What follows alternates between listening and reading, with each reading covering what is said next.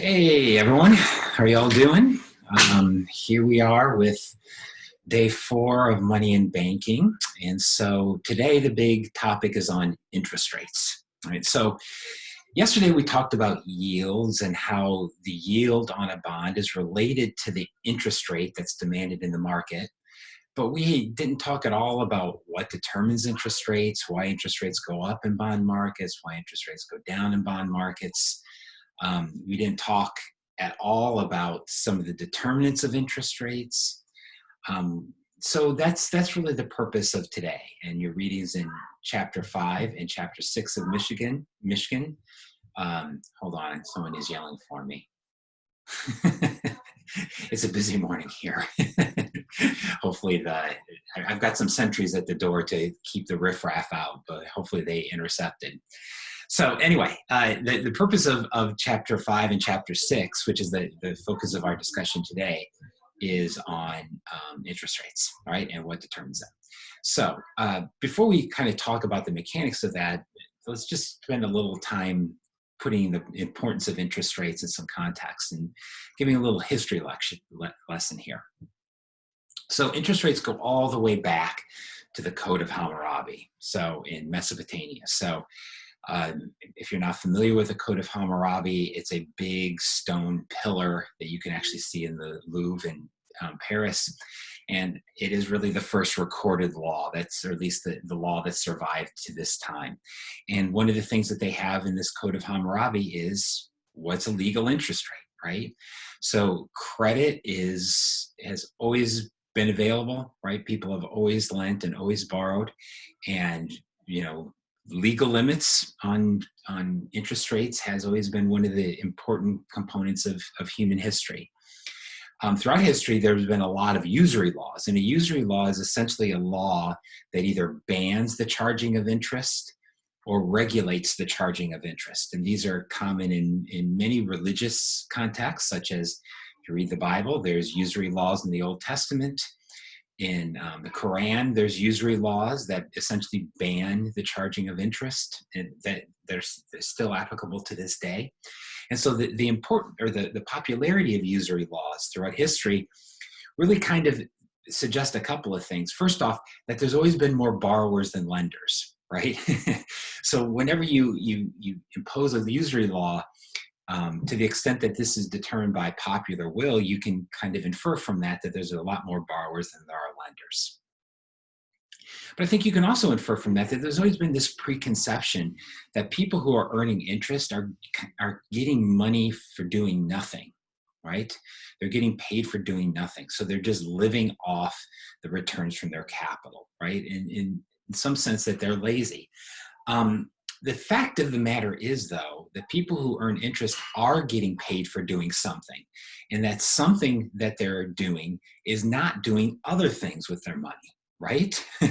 So you are getting paid for not doing something. That's really what interest is about, right? When I lend you money, what I'm saying is I'm not going to do the things with that money that I would like to do, such as buy a car or buy a new house, and I'm letting you use it. You have to pay me for the right for me not to do something with the money, right? So don't fall into this trap of thinking that people who earn interest are getting money for nothing, because it's not really money for nothing. It's money for not doing something that they really would want to be doing. Interest rates obviously are crucially important in understanding what happens in an economy. They're essentially mirrors that allow you to think about what current economic events look like, but also what future economic events look like, because really interest rates are a way to measure the present versus the future, right? As we've talked about, finance is a way of transferring money today for money tomorrow. And so an interest rate is in many ways a balance, right? It's looking at what economic conditions are today, and then also balancing about what economic conditions are in the future. Now, bonds, which is specifically what we're going to be talking about today. Bonds have existed, once again, for a very, very long time in human history. The first bond markets were really in coffee shops in places like the Netherlands or Italy. Coffee shops or taverns where people would get together and essentially lend each other money on a contractual basis. and they would negotiate over these prices. And over time, these contracts began to take certain regular forms, so regular that basically everybody was following the same conditions. And that is what a bond is. It's a standardized financial contract, right? A standardized financial contract that is so standardized that everybody pretty much has a clear idea about what's in that contract. Bond markets are crucial because they basically tell us what's going on with lending in the economy. And once again, they tell us a lot about the future versus the present. The political, let me say, advisor James Carville, right, who has worked for President Clinton, and you might have seen him over the years on, CNN or MSNBC or whatever. James Carville nicely captured the power of the bond market when he said that I used to think that if there was reincarnation, I wanted to come back as the president or the Pope or 400 hitter in baseball. Now I want to come back as the bond market. You can intimidate everybody. And that is true, right? If you want to send the proper signals to the economy, right? If you're a politician and you want the economy to look strong, having a strong bond market is crucial. You don't want to freak the bond market out, right?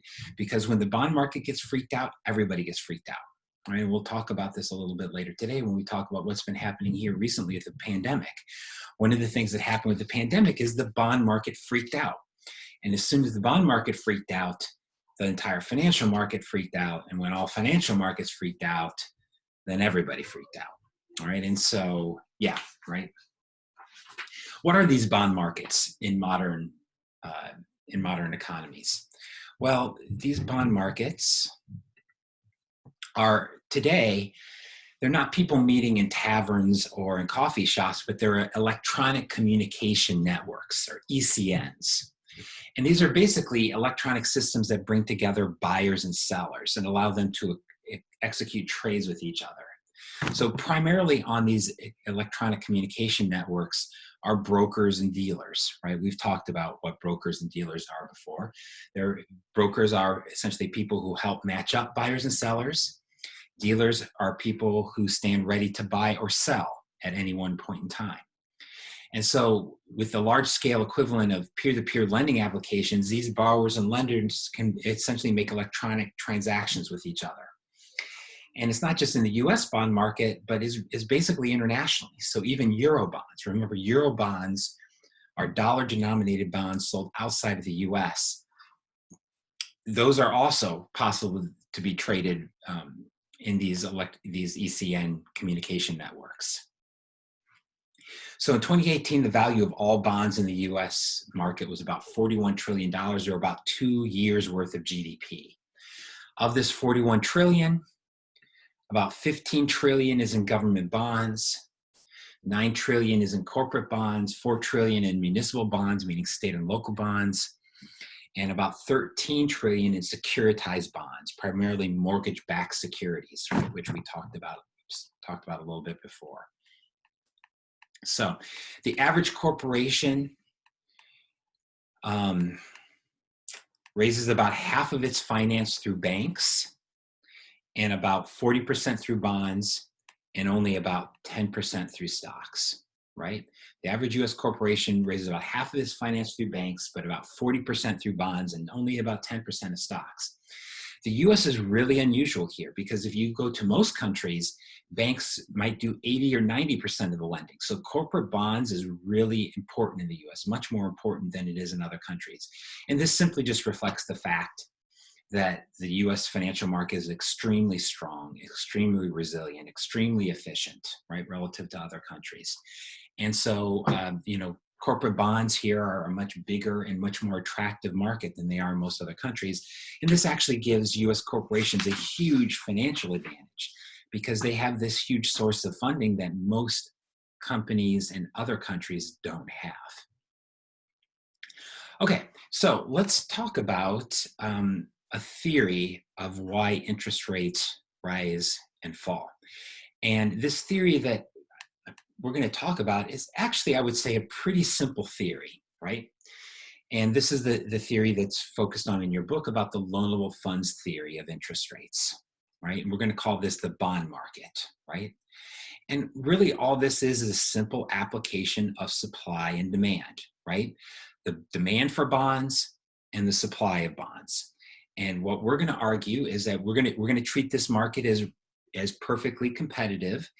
That's probably not the greatest assumption, because as we've talked about, financial markets are not perfectly competitive because of asymmetric information. But let's set asymmetric information to the side for a moment and just treat these markets for bonds as perfectly competitive. So we have a demand for bonds and a supply for bonds. And then it's going to be the intersection or the equilibrium in the demand and supply for bonds that determines the price of bonds. Okay, so that's going to be the loanable funds market theory that we're going to work through here in a moment. Now, there is one complication here. If you think about the demand for bonds and you think about the supply of bonds determining the price of bonds, well, where is the interest rate, right? I thought this was a theory of interest rates. Well, we have to remember that the price of bonds is directly related to the yield or the interest rate that that bond pays. So let's go back to what we talked about yesterday. We talked about how the yield to maturity on a bond is related to its price. So let's keep it simple and let's talk about a one-year discount bond that sells at $1,000. How do we calculate the yield to maturity? Well, yield to maturity, remember, is the price today is equal to the present value of future payments, right? So the yield to maturity is the interest rate that makes the price today equal to the present value of future payments. What we can see from this equation is the law of the bond market, that prices of bonds are inversely related to the interest rate that that bond pays. This equation just rewrites it, solves it for I, right? So instead of solving it for P, we can rewrite this and solve for I. You get the same story, right? That interest rates are inversely related to prices. So when the price of a bond goes up, its interest rate falls, its yield to maturity falls. So what does this then mean? I'm going to expand this. What does this then mean for our bond market, right? So here we have the bond market. We have the supply of bonds and the demand for bonds. Why is the supply of bonds upward sloping? Well, as the price of bonds go up, what has to happen to the interest rate? It has to fall, right? So in other words, at lower interest rates, at lower interest rates, firms want to borrow more. And how do they borrow more? They supply more bonds, okay? So if we are talking about a bond with a $1,000 face value, if that bond is selling at, let me back up here. If we're talking about a one-year discount bond that has a face value of $1,000, what happens if that bond is selling at $1,000? Well, for a discount bond, if the price is the same as the face value, the interest rate is 0. As the price goes down here, notice that the yield or the interest rate on that bond goes up. And so here we have the inverse relationship. This looks a little weird. We're used to seeing, when we see a supply and demand graph, price on this axis, right? And higher prices means you go up. Well, here, oops, shoot, just knocked my computer over. Here we have to recognize the fact that when prices go up, interest rates go down, right? So if the price would fall from 1,000 to 950, now using this formula here, the interest rate would go down to 5.3%, or would go up to 5.3%. What happens if the price of the bond fell to $900? Then the interest rate would go up to 11.1%. What if the price fell to $850? Then the interest rate would go up to 17.6%, right, using this formula. So we can see that as price goes down, the interest rate goes up. And then over here, we have bond supply. As the price of the bond goes up, the interest rate that the bond pays goes down, meaning firms want to supply more bonds. And what happens here with bond demand? Well, just the opposite. As the price goes up, that means the interest rate goes down, and so people want to buy fewer bonds because the bond demand curve is basically reflecting the behavior of people who buy bonds, primarily savers. So how should the bond market then work? Well, the equilibrium price and equilibrium interest rate is going to be determined by the intersection between bond supply and bond demand. What happens if, for whatever reason, if the equilibrium price of a bond with this risk is $850, what happens if the price was only $750? Well, at that price, there's going to be way too little bond supply and way too much bond demand, right? There's going to be a shortage of bonds. What's going to happen? That will drive prices up and drive yields down, and we'll move back towards equilibrium, right? Vice versa, what happens if the price was $950? Well, at $950, with an interest rate of 5.3%, there's going to be a great deal of bond supply, right? Firms would be happy to borrow money at those rates, but nobody's going to want to buy the bonds at those low interest rates. So what's going to have to happen? Interest rates are going to have to go up, bond prices are going to have to go down, and we're going to have to eventually get driven back here to equilibrium. So in this theory, we can think about interest rates and the prices of bonds just simply reflecting bond demand and bond supply, the actions of firms who borrow money, right? The actions of borrowers and the actions of savers, right? People who buy bonds. So, sorry, I cut something off here. All right, there we go.